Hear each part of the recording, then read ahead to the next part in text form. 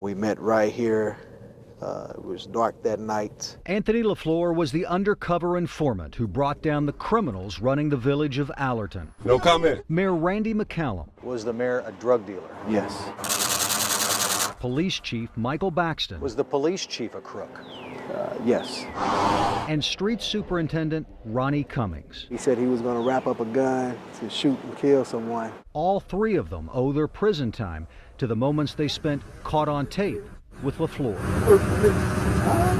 He was the key. He was the critical witness that we needed. He was the insider who was willing to work for the good of all of us. Allerton is on the southeast side of East St. Louis, the poorest and most violent city in America.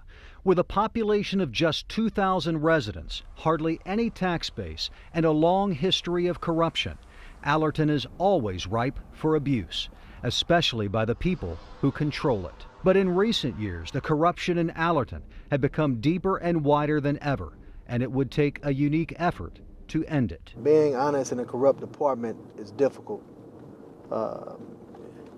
Just like being an outsider. LaFleur began secretly gathering information for federal agents in October 2009, not long after he says McCallum made LaFleur give him his first paycheck in exchange for LaFleur getting hired as an Allerton cop.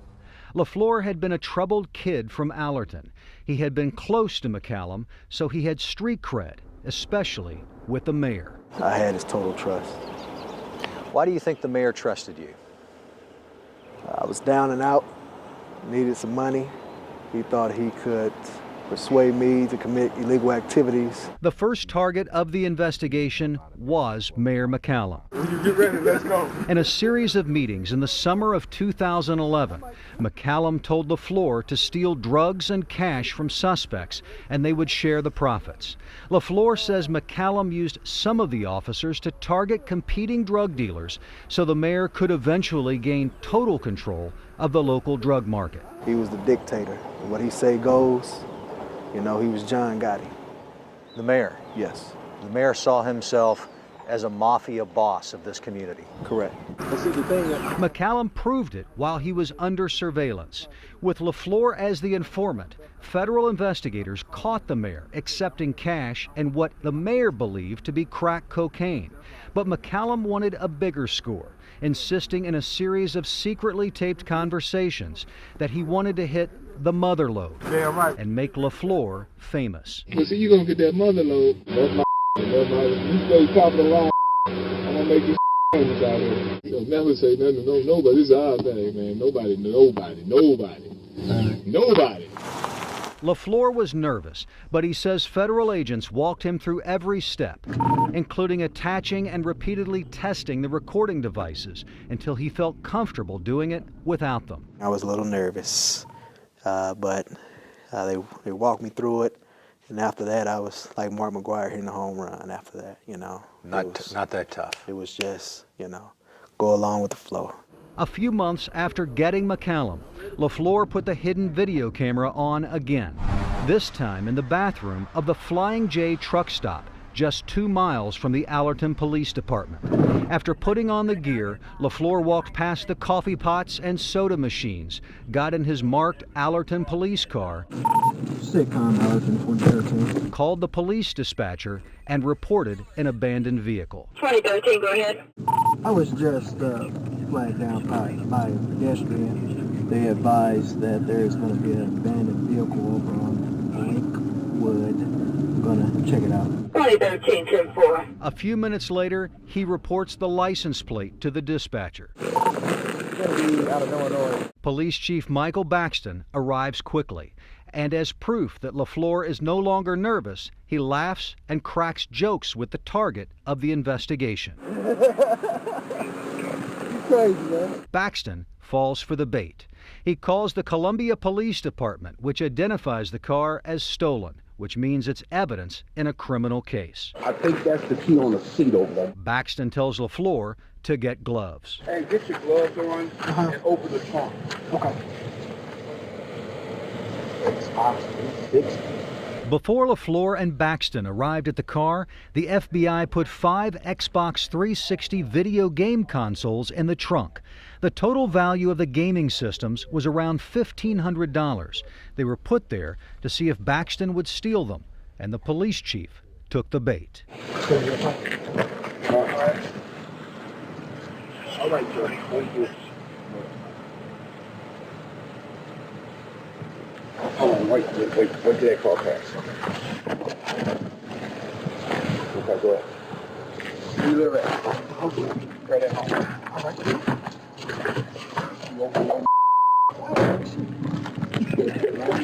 Hey, oh my.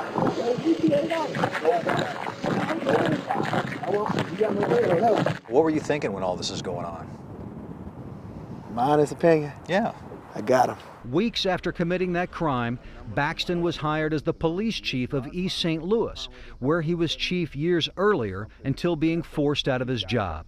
LaFleur told me Baxton bragged about how easy it was to steal cash and drugs in East St. Louis. He promised me that he was going to hire me as an East St. Louis police officer, and we'll be a millionaire within a year. But LaFleur stayed in Allerton and continued collecting evidence for federal agents. Street Superintendent Ronnie Cummings was the next target. Cummings was prohibited from owning a gun because he was a convicted felon. On January 4, 2012, 3 months after nabbing Chief Baxton, LaFleur came to Cummings' home and recorded him asking for an extended clip of bullets for his semi-automatic gun. Can I get an extended clip on a gun like that? Probably not. Let's see. I pay for that. Oh, my gun? Hold on, I check. Then LaFleur recorded Cummings saying he would wrap a bag around the gun so it would catch the shell casings, eliminating evidence the police could trace back to him. Man, the pistol in the bag. I'm gonna have where the shell casings falling in the bag. It's unclear what, if any, crime Cummings planned to commit. How bad was it? It was about as bad as you could get. I mean, if you take a city and you look at every level, from the mayor's office to the police chiefs to the street superintendents, I mean, where does the corruption stop? U.S. Attorney Steve Wigington says the evidence collected by LaFleur was critical in the corruption cases against the crooks that had turned the village government into a criminal enterprise. He's a hero in my book. He agreed to voluntarily put himself in harm's way. Today, Anthony LaFleur is back in Allerton, patrolling the streets he helped clean up, driving the same car once used by the crooked mayor he helped put behind bars. So why are you coming forward? Well, I'm coming forward because I believe that if I could come forward and share my story, then hopefully it would inspire others, officers and people in the community to come forward. And cooperate with police? Yes. And put the crooks in prison? Correct.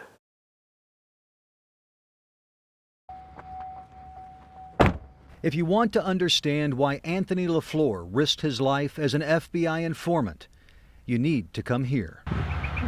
At the grave of his grandmother, he finds inspiration. Even though we didn't have much, struggled. You know, she gave me her last, protected me. LaFleur's mother is buried just 30 yards away. Where is your mother buried? She's buried somewhere over here. But he doesn't visit his mother's grave. That's where he finds pain and disappointment. Why won't you walk over there?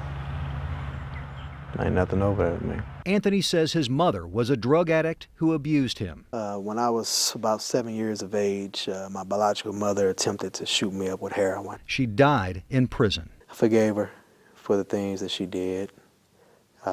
She had a drug problem, so, you know, it doesn't justify it, but, you know, I understand. Same thing with my biological father. LaFleur's father, Anthony Sr., has a long, violent criminal record that goes back more than 30 years and includes a conviction for second-degree murder. Anthony says his father was also abusive. He drove his vehicle through the house and, you know, grabbed me by my ankle one time, and my grandmother had to put her body over me to keep him from smashing me into the concrete. His father and 2 uncles are behind bars. You know, all of my loved ones is in prison. You know, it's just me, so to speak. Anthony's rough childhood and the criminal history of his family gave him street cred in Allerton, and that made him the perfect informant. Will be the corner house on the left. As the key undercover operative in the Allerton criminal investigation, We met right here. It was dark that night. LaFleur had to earn the trust of the crooks who ran the village, No comment. including the drug-dealing former mayor, Randy McCallum. His mission was easier because he had already earned the trust of the McCallum family. 4 years before he secretly recorded Mayor McCallum for the FBI, McCallum got Anthony a summer job at the East St. Louis School District. They were so close, LaFleur used the McCallum's home address as his personal mailing address. I helped him out. I mean, what friends do, that's what I did. I helped him out. Former Mayor McCallum talked with us after his recent release from federal prison. I mean, I've known Mr. LaFleur since he was 10 years old.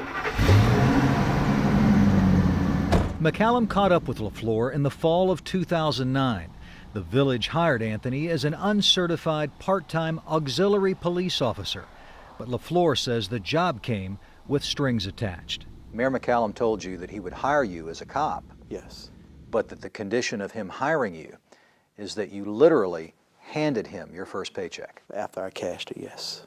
So that was going to be essentially the bribe to get your job Correct. as a cop. Correct. LaFleur quickly realized that his old friend the mayor was a crook, so he called the FBI and began to collect evidence. During one of his first in-depth interviews with the FBI, Anthony told the agents that the mayor trusted him because McCallum knew his uncle and that the mayor owed his uncle money for some tire rims. That uncle is now in federal prison. He was troubled. He come from a troubled family.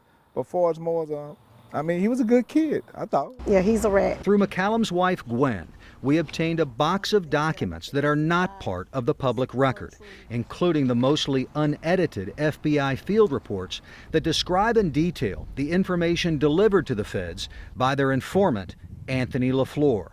The ex-mayor's attorney got the records as part of the discovery used to defend Randy McCallum. He lied about a lot of things. In the FBI field reports, LaFleur does make claims that were never proven, at least in open court, including that McCallum kept drugs and a safe under his home. They raided the house. No underground safe. I kept the drugs in the house, and no drugs were found in my house. LaFleur and the U.S. Attorney declined to comment on those claims. LaFleur says his primary role was to give the feds as much information as possible, not determine if all of it was true. The FBI field reports show that LaFleur supported some of his claims with police reports and other government records, passing along his findings at undisclosed locations in cities throughout the Metro East. For months, LaFleur recorded his meetings with Allerton's crooked leaders, finally snagging the mayor when LaFleur gave McCallum what was presented as crack cocaine. I'll say the biggest thing I ever did wrong in my life was participating in that. Listen, we all make mistakes, man. 1 minute confessing, the next in denial, the former mayor still seems to be trying to rewrite the history of his criminal administration. I planned on retiring as probably the greatest mayor that ever lived in this village. God has a way of taking something broken and turning it into a masterpiece. But at the end of our interview, Randy McCallum admitted that Anthony LaFleur did the right thing when he decided to turn against him and become the informant. He did what he had to do. I mean, I did myself, Craig. I don't blame him for anything. It was me. U.S. Attorney Steve Wigington heads the office that prosecuted the Allerton corruption cases. I would hope any employer would look at Anthony LaFleur and say, that's exactly the kind of person I want to hire. That's exactly the kind of person I want watching my business. Instead, LaFleur has received threats, both in person Just flipped out the bird. and on social media, like this post on Facebook that refers to him by his nickname, Bright Eyes. Has your life ever been threatened Yes. because you were an informant? Yes. I remember one police officer telling me that I would never amount to anything, and I used his negativity for motivation. There was so much negativity, so much fuel for proving he could do good. In the cemetery where he finds the hurt and hope that battled for control of his life, Anthony LaFleur returns to his grandmother's grave. the woman who is determined to love him and is his true inspiration. My primary goal is to make her proud of me.